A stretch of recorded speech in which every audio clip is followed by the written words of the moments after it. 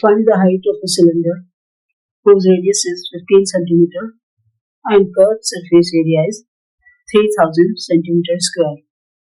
So this is the cylinder. Curved surface area is 3000 and radius is given 15 cm. Solution will be curved surface area is equal to 2 pi RH. This is the formula for curved surface area. It is 2 pi RH. So we'll apply the values in it. With 2 pi RH is equal to 3000 centimeter square.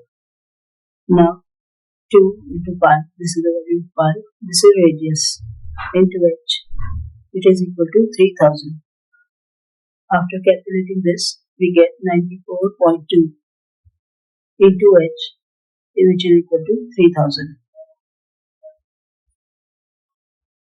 H becomes 3000 over 94.2.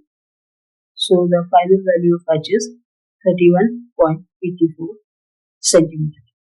This is the height of the cylinder given.